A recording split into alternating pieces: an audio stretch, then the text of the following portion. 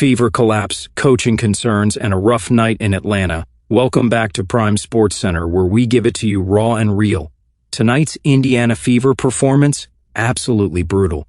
With 1:03 left on the clock, they were trailing 74-56, and it felt much worse than that. Honestly, I don't even know where to begin, but let's try. Let's start with the stat that made my jaw drop. With just over 4 minutes left in the game, the Fever had scored a grand total of 15 points in the entire second half. Yes, 15. That kind of offensive blackout is almost impressive in how catastrophic it is. The shooting? A disaster. A full-blown mess. It's as if the rim was allergic to the basketball tonight. Natasha Howard, one of the few bright spots, went 6 for 9 for 15 points. But beyond her, yikes. Aaliyah Boston was just 3 of -9, and Kelsey Mitchell, well, let's talk about Kelsey. Mitchell finished 5 of -16 for 11 points. And that's not just an off night, it's a trend. She's been ice cold over the past few games, and the numbers don't lie.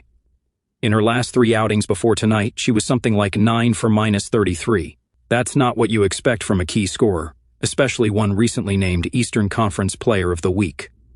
To make matters worse, Stephanie White's coaching raised serious questions. Look, I'll be honest, I do think she's an upgrade over Christy Sides, but tonight, she had a Christy Sides special. Bad timeout management, slow adjustments, and a complete inability to stop the bleeding. Atlanta went on run after run while White stood frozen.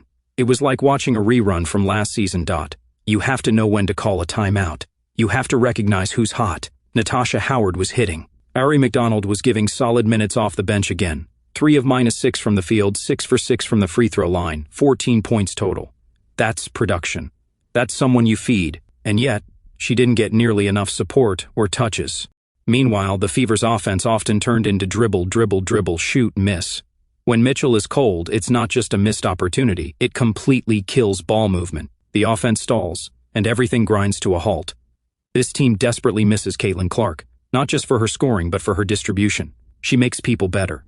She gets the ball moving. Right now, without her, the Fever are stagnant. And don't get me started on the refereeing. Once again, the Fever had to burn a challenge on an obviously blown travel call. They won the challenge.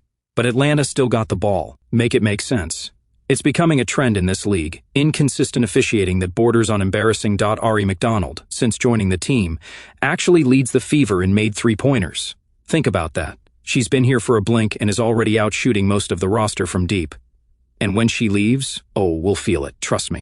In the first quarter, the Fever were competitive, trading buckets, moving with purpose. At one point, they even led 18-17. Then the second half arrived, and everything imploded. Gone was the energy. Gone was the effort. Gone was the strategy. It became a horror show. There were a few flashes. Dana Bonner had a nice bounce pass assist to Aaliyah Boston. That was actually dubbed the State Farm assist of the game. But that one play stood out because, well, there weren't many others. And as a fan, watching these WNBA games on the app, it's rough. The league could learn something from MLB. Give fans the option to choose between home and away broadcasts. Let Fever fans hear Fever voices. The Atlanta Dream commentators? I've now suffered through them twice, and that's 2 times too many. Just awful. At the end of the day, this game was a complete breakdown. From coaching decisions to shooting woes to game pace.